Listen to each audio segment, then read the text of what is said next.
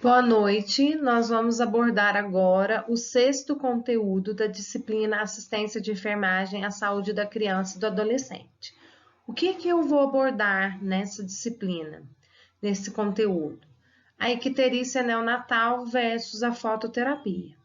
Eu vou abordar a fisiopatologia da icterícia, os tipos de icterícia, o tratamento, os exames a serem realizados, os cuidados de enfermagem, como fazer uma anotação de enfermagem referente à observação feita pela equipe, para que a gente possa estar adquirindo conhecimentos técnicos e teóricos para estar abordando e atendendo essas crianças dentro das maternidades e até mesmo nas unidades de saúde, com qualidade, e com conteúdo. Quais são as definições? Então, a icterícia. A icterícia neonatal, ela também é conhecida como hiperbilirrubinemia. Ela pode ser uma manifestação fisiológica, ou seja, natural do organismo ou decorrente de alguma patologia. Ocorre em recém-nascidos em consequência do aumento da bilirrubina indireta, hiperbilirrubinemia. Esse aumento se dá na corrente sanguínea e a manifestação clínica da icterícia neonatal, da hiperbilirrubinemia, é o que? A icterícia. A pele e as mucosas tornam-se amareladas. Então, popularmente é conhecido como amarelão. Tecnicamente, icterícia ou hiperbilirrubinemia. Essa icterícia ela vai ocorrer em 50% dos recém-nascidos a termo e em 70% dos recém-nascidos pré-termos, que são os prematuros. Então, 70% dos recém-nascidos prematuros vão ter a icterícia própria do pré-termo. E o tratamento, ele é baseado em quê? Fototerapia. Vamos falar um pouquinho da fisiologia, da fisiopatologia, que acomete o organismo dos recém-nascidos para que a icterícia se manifeste. Então, a gente tem no nosso sistema, no nosso organismo, a lise das hemácias. O que é a lise? É a quebra das hemácias pelo baço e pelo fígado. Essa lise, ela ocorre entre 90 a 120 dias. Então, as hemácias velhas, elas vão sendo renovadas. Então, nessa quebra da hemácia que acontece no baço, a hemoglobina ela é dividida em dois componentes, o componente M e o componente globina. O componente globina vai virar aminoácido. Agora, o componente M ele é formado por vários anéis e átomos de ferro. Então, esses anéis, eles vão dar o quê? Formar a bilirrubina e os átomos de ferro, através de duas enzimas, a ferritina e a eritropoetina, eles vão pegar o ferro no fígado e no baço e vão transportar para a medula óssea para a produção de novas hemácias. Alguns anéis vão ser formados em bilirrubina. A bilirrubina, a gente tem dois tipos de bilirrubina. A bilirrubina indireta ou não conjugada e a bilirrubina direta ou conjugada. O que é essa bilirrubina indireta ou não conjugada? É a bilirrubina que ela é lipossolúvel e ela vai ligar a albumina. Então, a albumina é uma proteína que está circulante na corrente sanguínea. Uma vez que a bilirrubina ela se liga à albumina, ela passa a ser a bilirrubina indireta ou não conjugada. Qual é o risco? E lipossolúvel, ou seja, ela não dilui em meio líquido. Então, favorece o quê?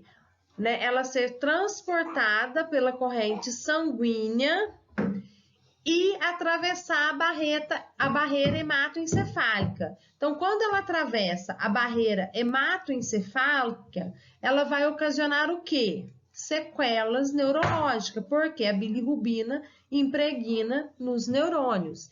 E essa sequela neurológica, ela é o quê? Irreversível. E a bilirrubina direta ou conjugada é aquela bilirrubina que, por ação do ácido glucurônico e a uridina no fígado, ela torna-se hidrossolúvel, ela não se liga à albumina e ela não tem a capacidade de ser transportada na corrente sanguínea. Então, ela é transferida para o duodeno, para o intestino, onde ela é eliminada através das fezes e também através do rim na urina. Então, essa bilirrubina direta ou conjugada, ela não tem impacto patológico.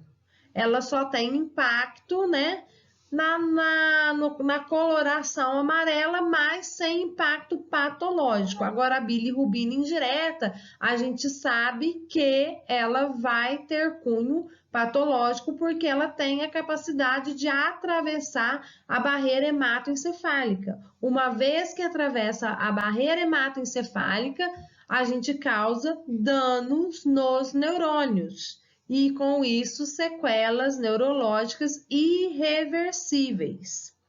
Então, por isso, é muito importante que a equipe de enfermagem, ela observe e ela vai solicitar a presença do médico, vai auxiliar na coleta de sangue, para que o paciente, né, o nosso bebê, seja tratado adequadamente, precocemente, evitando o quê? A instalação de sequelas.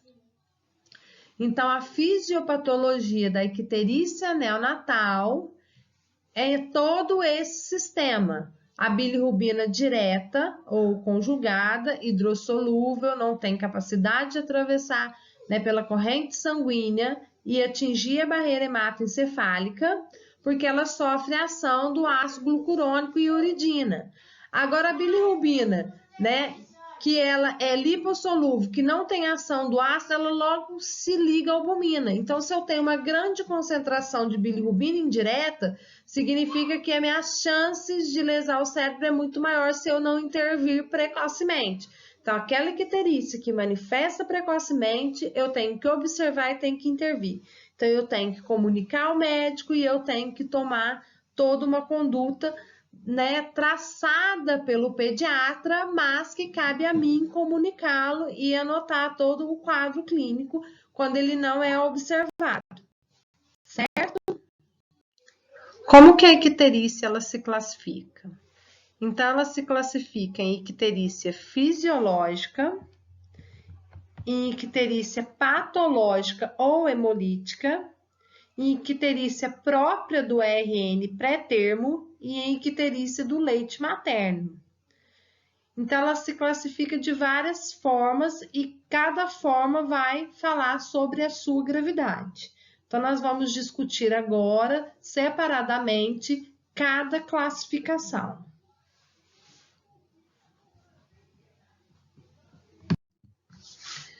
A icterícia fisiológica. Todo bebê vai ter icterícia fisiológica, então todo bebê fica com amarelão, popularmente chamado de amarelão. Qual é o tratamento para essa icterícia? Banho de sol. Como que a gente sabe que essa icterícia é fisiológica? Porque toda criança tem a lise da hemácia e vai desenvolver. Quando a gente fala em clampear o cordão, né, tardiamente, que corre o risco da policitemia, que são os aumentos de eritrócitos, de células vermelhas, que o bebê fica pletórico, vermelho, conforme eu mostrei na aula passada. Então, como eu tenho excesso de hemácia, eu tenho a quebra da hemácia feita pelo baço. Então, aí como eu vou saber se é fisiológica ou se é patológica? Primeiramente, o aparecimento é tardio. Esse aparecimento vai decorrer o quê? Entre 3 e 5 dias, o pico da bilirrubina. E esse pico, ele é predominante de quê? Níveis de bilirrubina direta e não indireta. Então, se eu sei que eu tenho um pico de bilirrubina direta, vai ser eliminada. E a bilirrubina indireta que eu tenho, o sol, a ação da luz solar já é suficiente para fazer a ação e transformar essa bilirrubina indireta e indireta para ser eliminada. Geralmente, o bebê ele não é prematuro, ele é maior do que 37 semanas, ele não tem histórico de reanimação, de sinais clínicos de doença associada, e a resolução do quadro em 1 semana. E ele também não tem compatibilidade sanguínea de ABO e RH. Se eu tenho uma incompatibilidade de ABO e RH, eu vou ter que o quê? Monitorar esse bebê. Monitorar e observar esses níveis de bilirrubina. O que é essa incompatibilidade de RH e ABO? Então, a gente tem o grupo sanguíneo, né? O fator ABO, que pode ser do tipo A, do tipo B, do tipo AB e do tipo O. E o fator RH pode ser positivo ou negativo. Quando eu não tenho incompatibilidade, significa que o sangue do bebê e da mãe é o mesmo. Então, eu sou O positivo, meus filhos são O positivos, então ele não tem risco de desenvolver uma icterícia patológica. Então, a icterícia apresentada, se ele for a termo, né, se não teve nenhuma complicação, é uma icterícia fisiológica. Vai aparecer a cor amarelada na pele? Vai aparecer. Só que em níveis baixos, que não é necessário fototerapia, e sim banho de sol. Como que eu dou banho de sol no bebê recém-nascido? Eu vou colocar o bebê exposto ao sol antes das 10 da manhã e após as 16 horas. Vou colocar o bebê fora de casa? Não. De preferência, né, dentro de um cômodo, onde eu abro a janela, eu abro o vidro e o sol entra dentro do cômodo. Porque quando eu estou num cômodo fechado, eu saio da corrente de ar, principalmente nessa parte fria. Eu saio da corrente de ar, mas não posso estar com a janela fechada, porque o vidro bloqueia a entrada dos raios solares. Então, janela aberta, bebê exposto ao sol. Vou deixar o bebê todo pelado? Não. Todo exposto? Não. Eu vou expor parte a parte. Então, assim, o ideal é que eu deixe o meu bebê de 10 a 15 minutos, no máximo 20 minutos, e que eu vá trocando a área corporal. Então, eu vou deixar o bebê com a parte inferior, da cintura para baixo, vestido, e da cintura para cima, despido. Então, eu coloco, né, a parte da frente, né, 3 minutinhos, 4 minutinhos no sol, viro na parte posterior, na parte dorsal, né, nas costas, mais 5 minutinhos, vou vestir o bebê e depois vou despir a parte inferior. Deixo mais 4 minutinhos na frente, 4 minutinhos atrás. Eu já vou obter o benefício, né, dos raios solares. Não só para reduzir icterícia, ou seja, desidratar as células de bilirrubina indireta, transformando ela, né, em hidrossolúvel, para que ela seja eliminada através das fezes pelo intestino. Então, eu vou ter essa ação do sol. Além disso, eu vou ter outras 2 ações do sol, que é sintetizar a vitamina D e é também, né, na parte de melhorar a constituição da pele, das nádegas, né, do bumbum do bebê, para evitar o quê? Assaduras. Então, é uma prevenção de assaduras. E o bebê vai tomar sol, mesmo quando passar a icterícia, ele vai tomar sol toda manhã, para que ele possa ter esses benefícios, sintetizar a vitamina D e reduzir, né, prevenir assaduras e melhorar o aspecto da pele quando a gente tem uma assadura instalada. Então, instalada, né?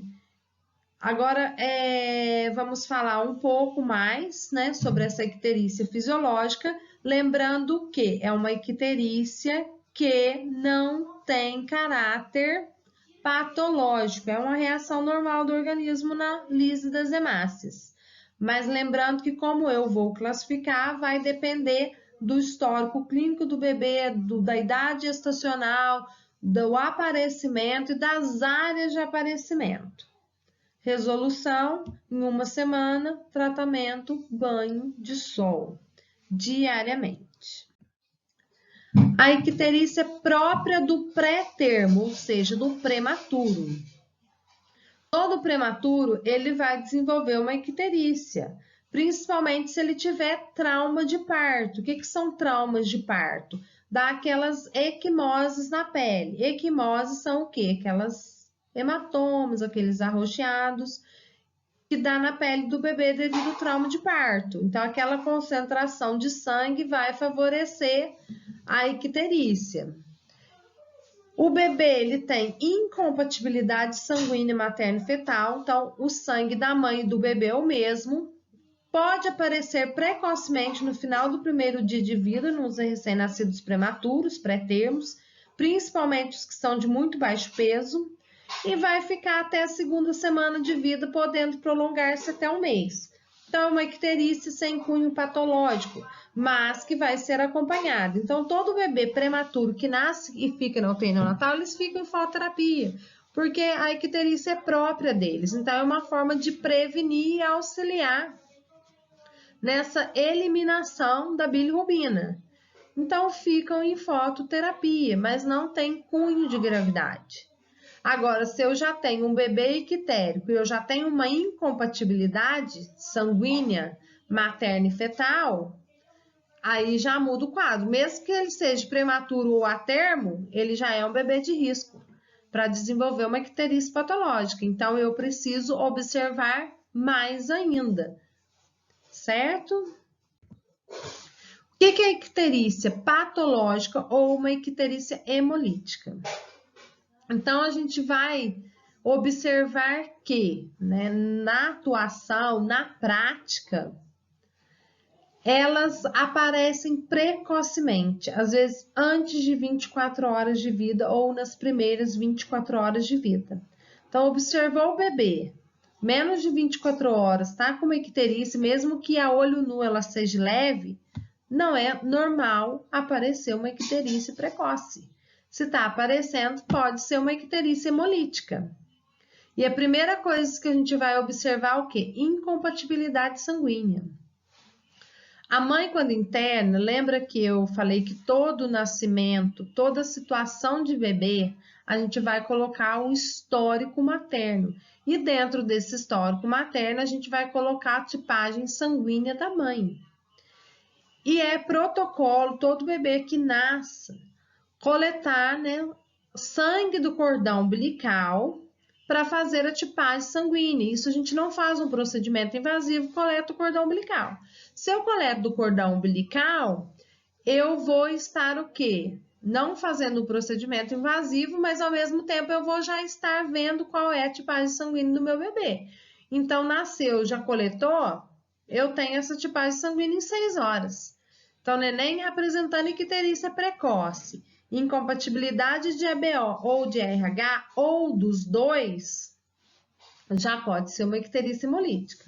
Um bebê que tem um processo infeccioso, que já nasce de um processo infeccioso materno, principalmente com características na pele, desenvolvendo uma icterícia hemolítica, ele pode estar tendo complicações. Então, o médico tem que ser acionado imediatamente.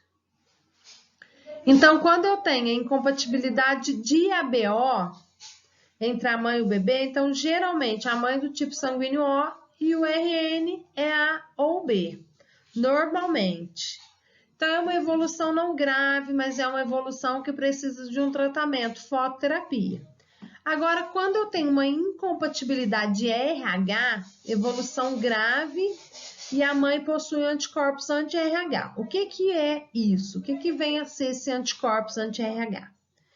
Então, se a mãe for positivo, o bebê for negativo, a gravidade é sim de RH, mas não tem risco de hemólise. O que é a hemólise? A hemólise é o fígado e o baço não reconhecendo as hemácias como sendo própria e chegou, quebrou, chegou, quebrou, chegou, quebrou. Então, não consegue deixar a parte sólida e não dá tempo da medula preparar, né, formar novas hemácias. Então, chega, quebra, faz a semólise. Então, a parte sólida do sangue torna-se líquida e a criança faz uma anemia hemolítica grave, podendo ir até a óbito. Então, qual é o risco disso? Quando a mãe ela é RH negativo e o bebê é RH positivo. Na primeira gravidez, não vai ter impacto nenhum, a não ser que ela tenha um quadro de hemorragia. Mas ainda grávida, faz-se o medicamento que chama Matergan, que é uma imunoglobulina anti-D, ou seja, ela neutraliza a imunoglobulina do positivo que entrou em contato com a mãe para que o organismo não crie anticorpos para poder destruir, né, todo o contato de sangue que ela tiver como positivo. Se ela não tem sangramento, ela não tem nada, nasceu o bebê, ela é negativo, o bebê é positivo, ela vai tomar no pós-parto essa injeção que chama Matergan, que é imunoglobulina anti-D. As células sanguíneas, ela é reconhecida pela genética pela letra D. Então, D maiúsculo, gene, né, homozigótico, não recessivo.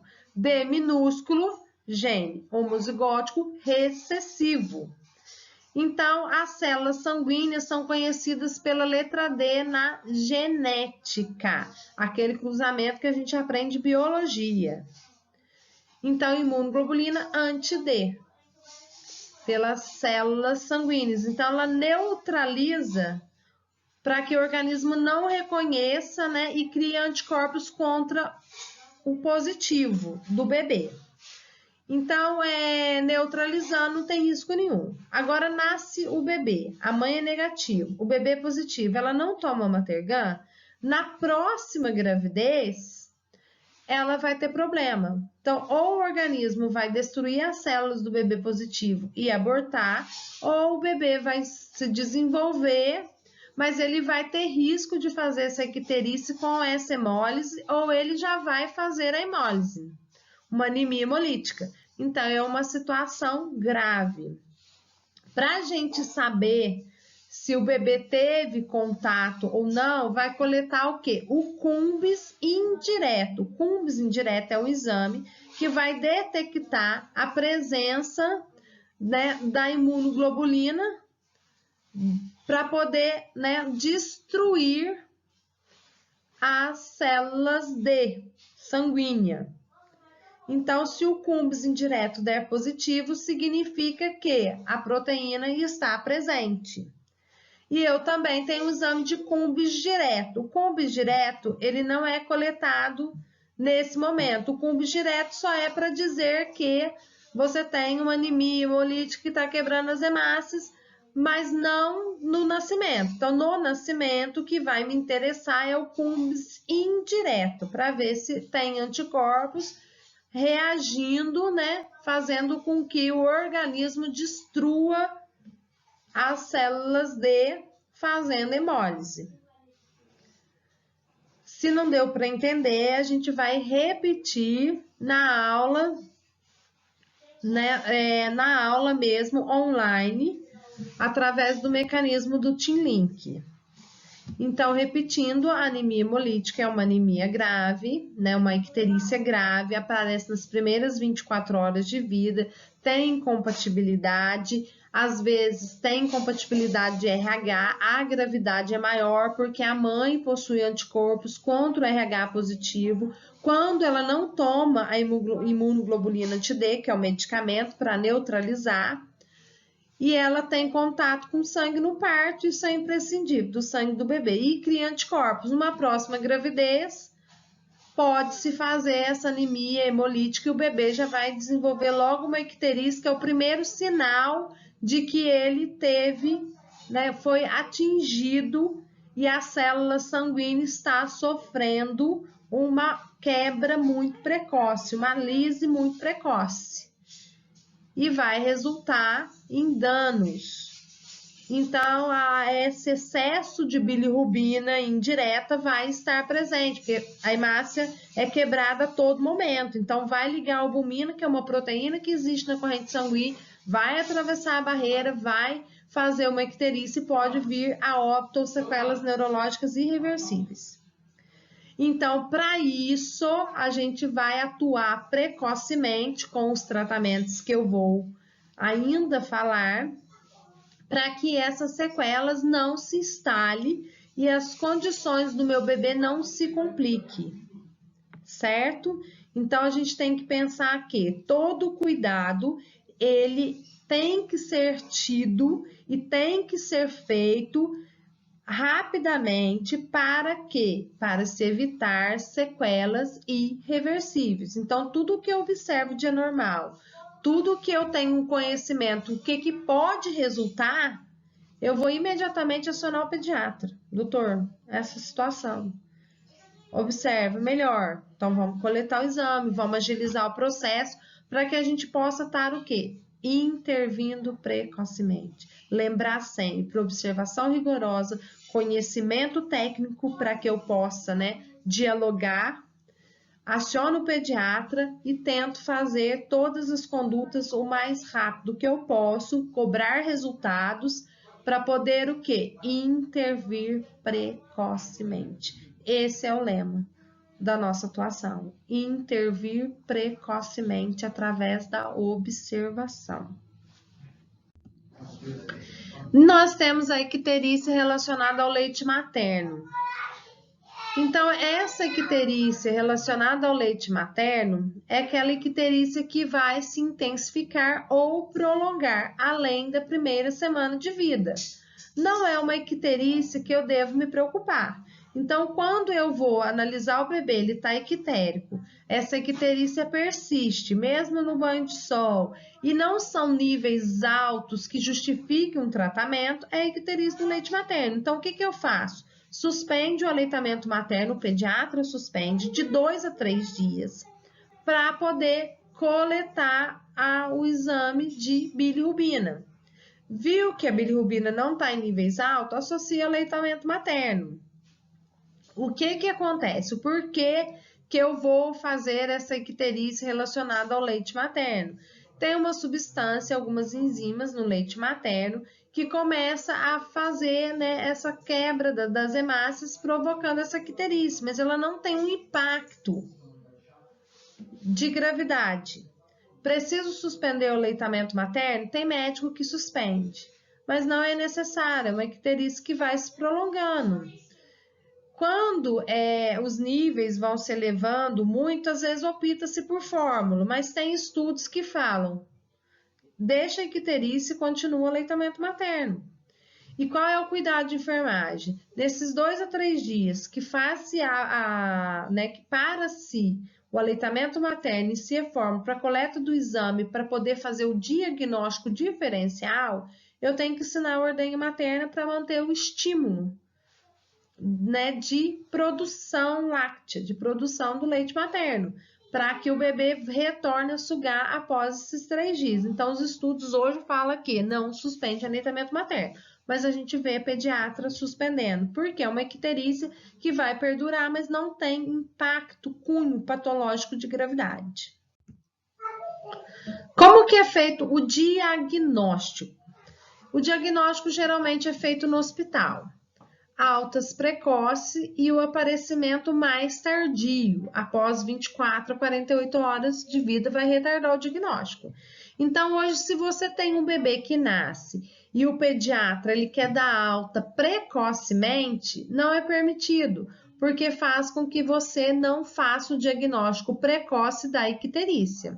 Então, alta só depois de 48 horas. Então, parto normal, quer dar alta, há 24 horas vou dar alta, não é recomendado pela Sociedade Brasileira de Pediatria, porque essa mãe, ela vai embora com esse bebê que tem risco e vai, às vezes, passar despercebido. E quando ela retornar, o bebê já tem sequelas neurológicas instaladas. Então, não é possível, a menos que eu tenha um ambulatório que me permita acompanhar. Então, esse é um bebê de risco, é um bebê que tem incompatibilidade EBO, é um bebê que tem incompatibilidade RH. Então, em 24 horas, ele vai retornar no ambulatório para que a bilirrubina dele seja verificada. Sempre vai coletar o exame de sangue? Não. Tem um aparelho que chama bilirrubinômetro. E ele tem um dispositivo, né, que a gente vai colocar no bebê. Geralmente coloca na testa ou na região torácica aqui do externo e deixa. Ali a luz não penetra nesse dispositivo. E a gente vai desligar a luz e vai colocar esse dispositivo ali, o bilirrubinômetro, no dispositivo. Então, ele acopla a ponteira. Acoplou, já vai automaticamente dar o valor da bilirrubina. Então, tem ambulatórios, né, que a criança já é colocado o sensor, vai para casa, toma o banho de sol, em 24 horas retorna e vai verificando essa bilirrubina. Se os níveis continuar dentro, né, do normal, não subir, que não é indicativo de fototerapia, ele continua em casa. Tem locais que fazem o quê? A fototerapia em casa. E não fazem dentro do hospital, porque o hospital é um ambiente contaminado e a gente está lidando com bebês saudáveis com uma icterícia que precisa só de fototerapia. Então, tem locais que fornecem a fototerapia e o bebê faz a fototerapia em casa junto com a família. Mas não é a realidade de São Lourenço. O método clínico, através da inspeção visual, é o meio mais utilizado para a abordagem inicial da hiperbilirrubinemia. Então, não há nenhum outro método além do clínico, da inspeção. Então, sou eu que vou detectar. Como que eu vou detectar? As áreas de icterícia através das áreas corporais. Essas áreas corporais é avaliada através de uma tabela de Kramer, que mais para frente eu vou falar especificamente dela. Outra coisa que eu faço é a pressão digital na pele do recém-nascido. Como que é essa pressão digital? Eu aperto e solto. Se eu apertar e soltar e ficar icterícia, o amarelão significa que está amarelo. Se eu soltar, está branquinho, não tem amarelão naquela área. Quais são as minhas áreas? Tórax, dedo, braço, coxa. Eu faço essa o quê? Pressão digital. Eu aperto e solto e vejo a perfusão local. Geralmente fica com o quê? A coloração amarelada. A avaliação clínica pode ser complementada pelo método de Kramer, que é o quê? As áreas dérmicas que estão apresentando icterícia. Porém, a dosagem sérica dos níveis de bilirrubina, a classificação do tipo sanguíneo e o teste de Cumbre são exames indispensáveis. Então, independente da avaliação de Kramer, que eu dou a área corporal, eu tenho que fazer o quê? O exame laboratorial, para poder realmente diagnosticar essa icterícia. Como que a gente, então, avalia a icterícia? Através das áreas dérmicas e utilizando do quê? Da tabela de Kramer. Então, a icterícia, pela tabela de Kramer, ela é quantificada considerando a sua progressão crânio-caudal, isto é, a progressão da icterícia da cabeça para a região inferior do corpo, pernas e pés. Então, através das áreas dérmicas, eu avalio os níveis de bilirrubina. Indireta. A tabela elaborada por Kramer relaciona-se aos níveis de bilirrubina indireta, com a zona dérmica de icterícia. Então, zona 1 corresponde à cabeça. E a bilirrubina, né, supostamente está em torno de 6 miligramas por decilitro. Zona 2, eu tenho a cabeça e o tórax. A bilirrubina normalmente está em torno de 9 miligramas por decilitro. Zona 3, eu tenho a icterícia na cabeça, no tórax, no abdômen e nas coxas. supõe-se que tem uma bilirrubina igual a 12 miligramas por decilitro. Zona 4, eu tenho uma icterícia, né, na zona de cabeça, tórax, abdômen, coxa, braços e pernas. Supõe-se que eu tenho uma bilirrubina de 15 miligramas por decilitro.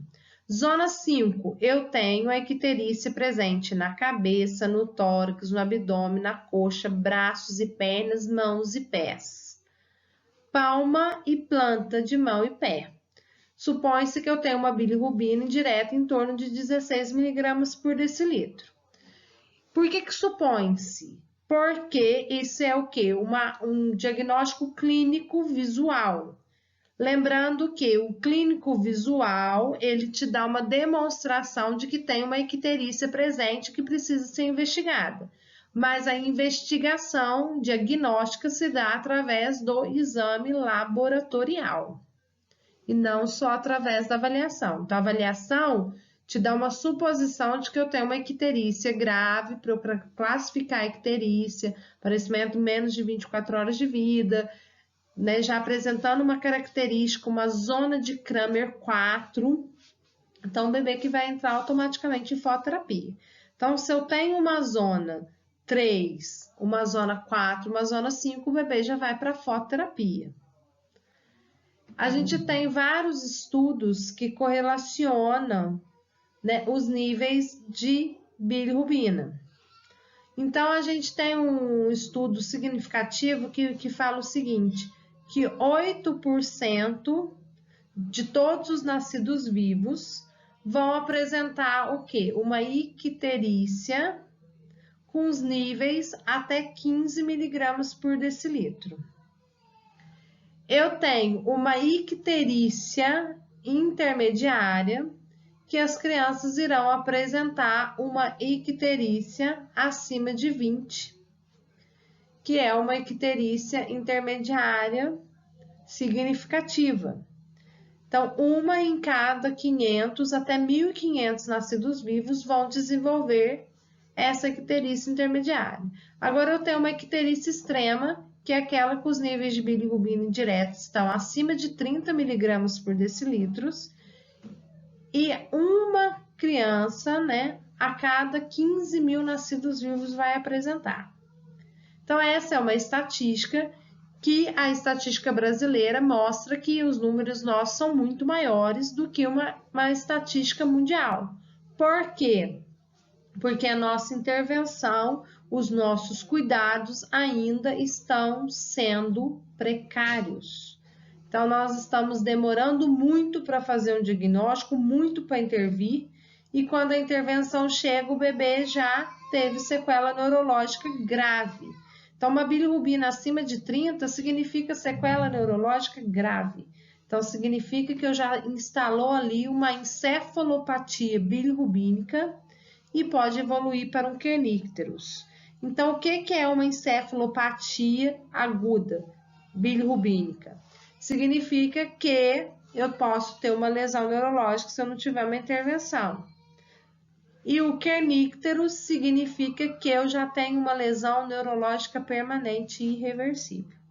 Então, quando eu tenho lesão, eu posso chamar do quê? Kernícterus, que significa que teve lesão neurológica permanente, grave. Essa é a imagem do bebê, de um bebê saudável e um bebê com icterícia severa. Então, a gente fala que o bebê com icterícia severa, a gente fala, né, que a criança chegou parecendo um pardal, extremamente amarelo, às vezes até laranja, de tão ictérico. Então, significa que os níveis de bilirrubina estão altíssimos. Trabalhando no hospital, eu já vi bebê chegar lá com nível de bilirrubina de 50 miligramas por decilitro. Então, acima de 30, uma icterícia extrema, provavelmente eu já tenho o quê? Um kernícterus instalado, uma lesão neurológica permanente, de difícil, né, reversão, já não reverte mais, a sequela já está instalada. Então, é o quê? É criança que tinha incompatibilidade de ABO e de RH, recebeu alta, foi no posto de saúde, no 5º dia de vida, coletar o teste do pezinho. A equipe de enfermagem, técnico de enfermagem, enfermeiro, essa criança está muito ictérico. Leva no hospital para medir o nível de bilirrubina. Aí chegou lá, estava com a bilirrubina altíssima. Como já chegou criança que a própria mãe levou, que a criança está muito ictérico, está letárgico, sonolento, não quer saber de mamar, por quê? Já tem lesão neurológica, então já atrapalhou todo o sistema nervoso central. Então apresenta uma letargia, dificuldade de sucção, às vezes uma irritabilidade tremenda e às vezes até convulsão decorrente da lesão. Então, o cuidado aqui, ele é primordial. Então, o profissional, ele tem sim que saber, ele tem sim que comunicar e ele tem que demonstrar conhecimento para que as intervenções sejam feitas de forma precoce. Trabalhando no Nova Vida, eu acompanho várias crianças com encefalopatia bilirrubínica, com quelícteros. Então, crianças com lesão grave, né, que não anda, não fala, em fase vegetativa, decorrente de uma patologia que o tratamento é muito simples. Então, por isso, no Brasil, a nossa estatística é muito alta. Então, é muito triste você ver criança com esse grau de lesão por o quê? Por uma qualidade, né, de saúde ruim no país que não intervém precocemente. Então, deixa instalar patologias, né, gravidades, deixa instalar sequelas irreversíveis por falta de observação, por falta de intervenção. Então, eu atendo uma criança, já tem alguns anos, ela não nasceu em São Lourenço, nasceu numa cidade aqui do sul de Minas, uma cidade pequena. E quando o bebê nasceu, deu alta, no dia seguinte foi embora para casa, a mãe observou uma icterícia muito grande, voltou para o hospital, colocaram uma luz. Hoje de manhã a criança passou o dia e passou a noite, no outro dia deu alta para o bebê. Novamente, a mãe retornou, criança letárgica, não conseguindo mamar, muito ictérico. E aí colocaram várias fototerapias e a criança foi só piorando o quadro. E quando já estavam uns 3 dias de internação lá na fototerapia, resolveram transferir para São Lourenço para a UTI neonatal. Chegando aqui na UTI neonatal, ele tinha um nível de bilirrubina de 50, sequela neurológica, hoje ele tem 4 anos e ele é totalmente sequelado, na forma vegetativa. Então, uma criança que nasceu a termo, que tinha uma incompatibilidade ABO e RH, que a intervenção não foi feita da forma adequada. Então, assim, deixaram o bebê passar por todo esse processo até a instalação do quelícteros, por o quê? Incapacidade técnica dos profissionais. Então, a intervenção ela tem que ser precoce e exige dos profissionais conhecimento teórico. Então, mesmo eu sendo técnico de enfermagem, eu posso sim, se eu tenho conhecimento teórico, questionar o médico. Menos de 24 horas de vida, ictérico zona 4, não vai pôr na fototerapia, não vai fazer exame, doutor? Ah, não, vai sim. Então, a gente alerta muitas coisas e a gente faz a diferença no nosso ambiente de trabalho. O conhecimento faz a diferença. Guardem isso com vocês. Quais são as complicações? Então, a bilirrubina, né, não conjugada, ela tem uma toxicidade, neurotoxicidade. Então, ela vai ser tóxica ao sistema nervoso central. Então, para que a bilirrubina indireta, ela vai se ligar à albumina e vai atravessar a barreira hematoencefálica. Atravessando a barreira hematoencefálica, ela vai ocasionar o quê? Danos cerebrais irreversíveis. Então, a hiperbilirrubinemia, ela pode causar um amplo espectro de disfunções neurológicas, desde a encefalopatia transitória, né, ou a encefalopatia bilirrubínica aguda, até a instalação do kernícteros. Kernícteros é a lesão neurológica permanente, irreversível. As sequelas clínicas incluem a forma atetoide da paralisia cerebral, então tem a parte da paralisia cerebral, não anda, não fala, mas tem um cognitivo, retardo mental, surdez, cegueiras e alterações neurológicas cognitivas, e são alterações graves. A criança às vezes se torna vegetativa. Então tem criança com kernícteros que usa traqueostomia, gastrostomia em fase vegetativa. Então as complicações são muito sérias a se pensar que o tratamento ele é muito simples. Quais os exames a serem solicitados? Então, se a criança tem risco, a criança vai passar por uma avaliação sistemática.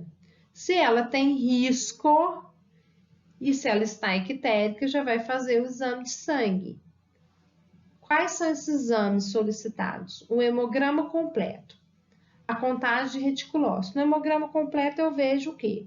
Se a criança está com números elevados de células vermelhas, que no hemograma vê a contagem do reticulócito. Se tiver acima de 65%, então a chance dele fazer icterícia é muito maior. Então eu já vou colocar ele na fototerapia. A bilirrubina total e frações. Então, quais são essas frações? Bilirrubina direta, bilirrubina indireta e a bilirrubina total, que é a soma da indireta com a direta. Qual é a bilirrubina de maior impacto clínico para mim? Bilirrubina indireta. O CUMBS indireto. Então, o CUMBS, né, para a gente ver a presença da proteína, que vai estar, né, presença da proteína que está o quê? Ligada à imunoglobulina anti-D. Então, ela vai criar anticorpos que vai atacar as células, não reconhecendo como sendo próprio sim um invasor, e fazer a hemólise, e a hemólise é essa quebra, né, permanente, constante e precoce das hemácias. Por que eu coloquei fotossensível aqui? Porque somos nós, profissionais da enfermagem, que irá coletar o exame. Então, eu coleto de um acesso venoso, periférico, e a bilirrubina ela é fotossensível. Então, se ela tiver contato com a luz, eu vou alterar os valores. Então, eu vou coletar esse sangue onde? Num tubo, sem presença de coagulante, anticoagulante, e o tubo seco que a gente fala de coleta de eletrólitos. Vou coletar nele e vou envolver esse frasco com o quê? Com ou um papel alumínio ou um papel carbono, para eu evitar o contato desse sangue com a luz pela bilirrubina ser fotossensível e alterar os valores. Tem locais que tem o vidro fotossensível, os locais que não tem a gente vai enrolar com carbono, com papel alumínio e fazer esse processo para evitar contato do sangue com a luz e ter alterações dos valores. Então, isso é um cuidado que a gente tem que ter e a gente sempre tem que estar orientando para que não seja feito de forma errada. Qual que é o tratamento? O primeiro tratamento é a observação. Então, eu já vi que a avaliação clínica eu já começo a fazer um diagnóstico diferencial.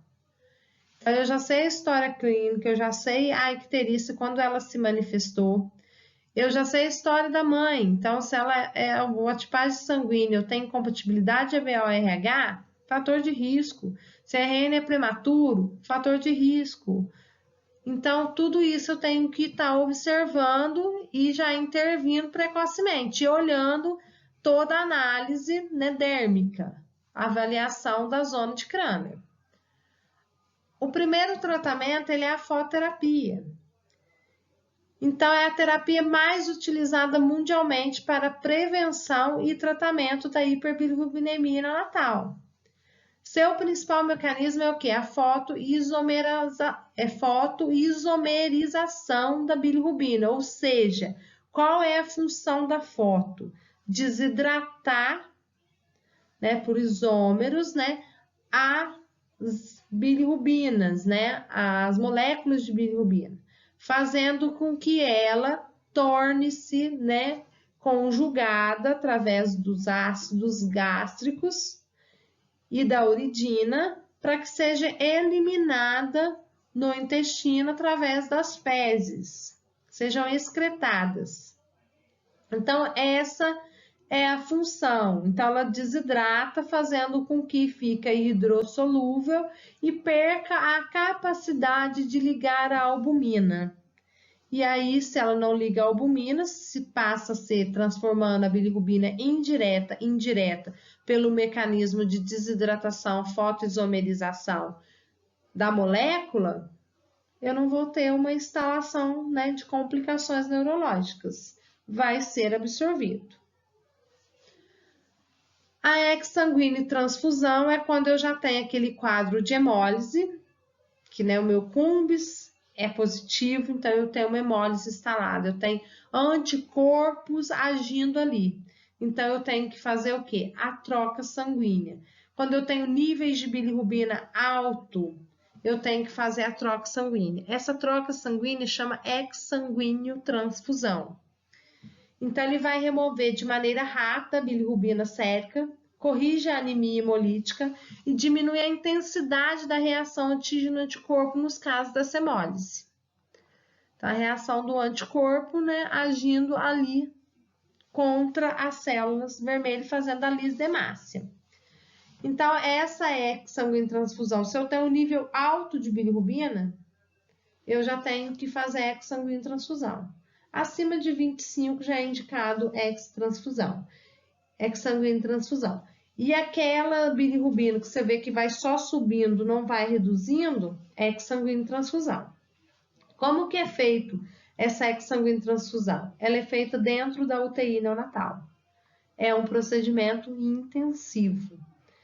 Então, se a criança ainda tem o cordão umbilical, né, viável, passa-se um catéter na veia umbilical. No cordão umbilical, a gente tem 2 artérias e uma veia.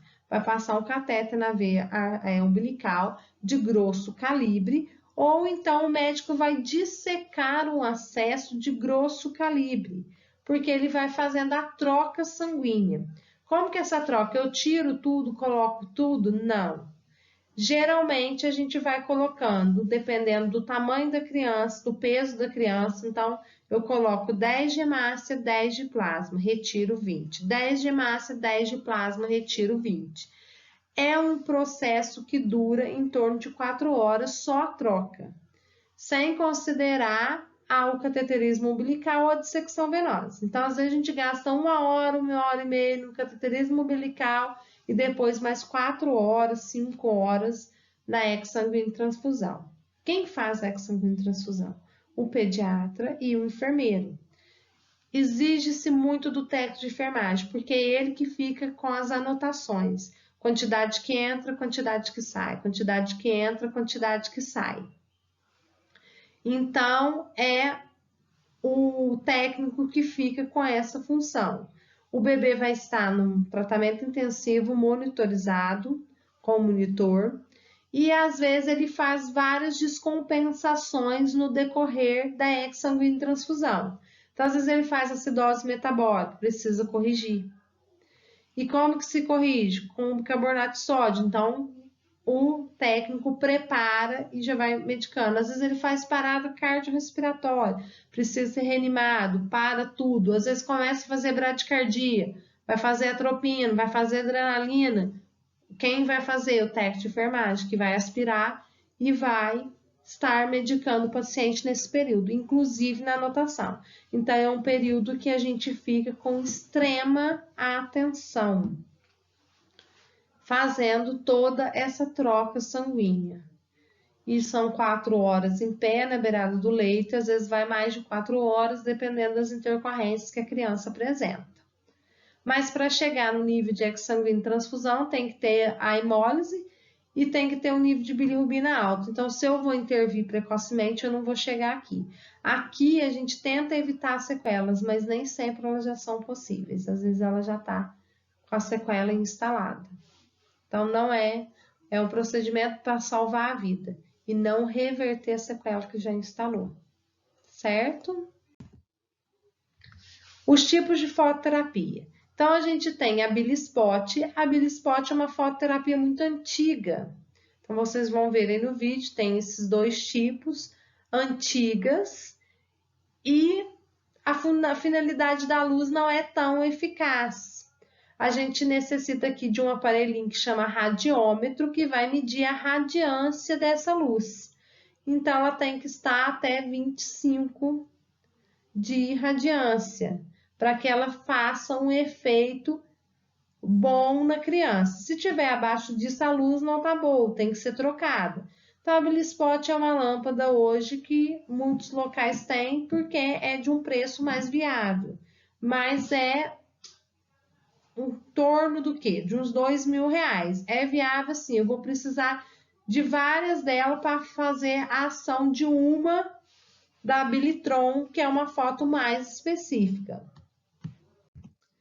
Essa é a Bilitron. A Bilitron, ela tem, né, 5, às vezes 6 LEDs, e ela tem um controle de radiância no painel.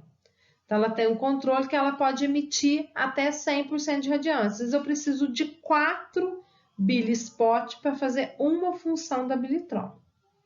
E tem crianças que, dependendo dos níveis de icterícia, vão ficar com 3 Bilitrons. A gente sempre tem que lembrar que a maior área de extensão corporal do bebê é a cabeça. Então, eu sempre vou concentrar uma luz na cabeça do bebê, porque é a minha maior área de extensão corporal. E depois no restante do corpo. A gente tem também os berços de fototerapia reversa. Então, o colchão é de gel. Então, esse que tem uma placa em cima, ele vai emitir a luz de fototerapia reversa, de baixo para cima e de cima para baixo, devido à placa acrílica. E tem o outro berço que faz a fototerapia também, de baixo para cima. Então, são vários dispositivos que vai permitir isso, mas são dispositivos caros. Em saúde, tudo é caro. Então, uma Bilitron custa em torno de R$7.000. Uma Bilispot em torno de R$2.000. Um berço desse aqui em torno de uns R$42.000. A gente tem que pensar que o bebê, ele precisa permanecer a maior parte do tempo na fototerapia. E a gente tem que estimular o aleitamento materno. Então, muitos profissionais, médicos, eles retiram o bebê do leite materno e colocam na forma para não ser retirado da luz.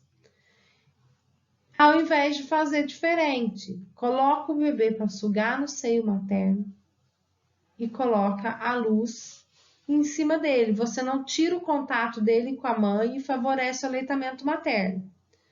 E para isso, né, o profissional ele tem que disponibilizar de tempo. E as pessoas falam, tem que ficar pegando o neném toda hora, tira o neném, volta o neném.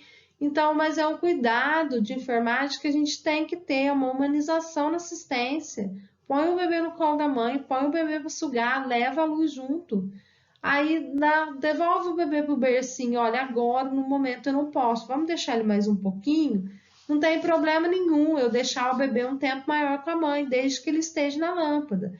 Agora eu não posso tirar ele da fototerapia e deixar ele no colo da mãe mamando, porque ele não vai estar fazendo o tratamento eficaz e nem ficar dando fórmula para ele se ele tem um leite materno, que é muito melhor e vai favorecer para que ele melhore e as condições dele melhorem.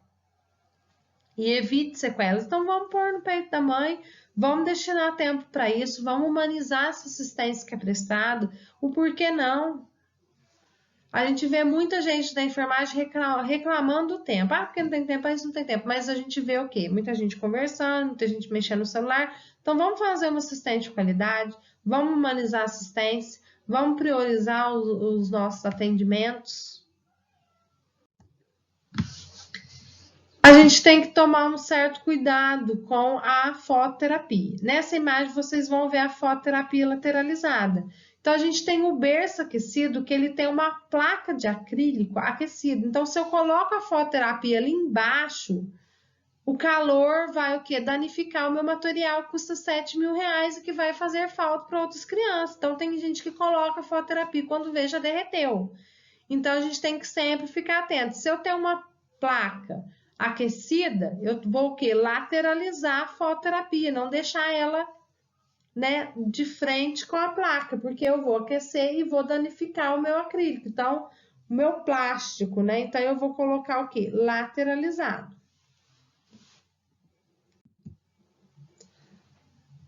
Mostrando o acrílico, a foto lateralizada e a criança posicionada no berço. Quais são os cuidados de enfermagem que eu tenho que ter? Eu vou instalar o berço aquecido ou a incubadora com o controle de temperatura, que acople o sensor de temperatura axilar. Então, eu tenho um sensor de temperatura que eu vou colocar no meu neném, porque ele está num berço aquecido e a fototerapia também promove um calor.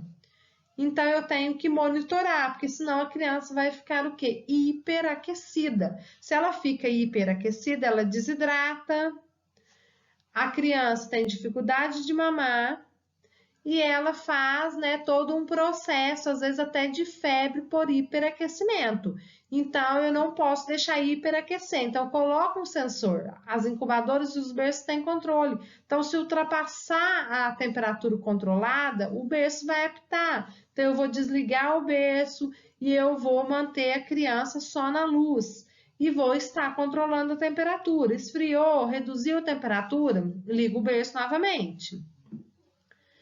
Toda vez que a gente vai colocar um bebê na fototerapia, a gente tem que testar o berço e a foto antes de colocar o bebê. Porque a gente está mexendo com produtos eletrônicos e que exige uma carga elétrica, de energia. E a gente, às vezes, pode ocorrer acidentes. Então, uma vez, trabalhando na pediatria, uma fototerapia muito antiga, muito velha, mas era o que tínhamos, vamos colocar no bebê. Então, colocamos o berço, essa fototerapia. Testar primeiro, ligar. Quando a gente ligou, tem um curto-circuito, estourou a fototerapia, espirrava faísca de fogo para todo lado. Se o bebê estivesse ali embaixo, ia provocar queimaduras graves. Então, a gente sempre testa tudo para depois pôr a criança, para não colocar a criança em risco. A fototerapia sempre tem que ficar lateralizada para evitar o risco de queimaduras no material do acrílico. Eu sempre vou medir a distância da fototerapia no bebê.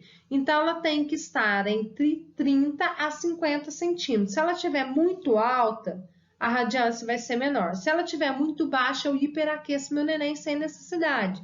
Então, eu pego uma fita métrica do bebê até a fototerapia e faço a medida ideal e mantenho a foto naquele sistema. Se eu for pôr o bebê no colo da mãe, a mesma coisa. Vou medir da fototerapia ao bebê e respeitar certificado de que está em 30 a 50 centímetros.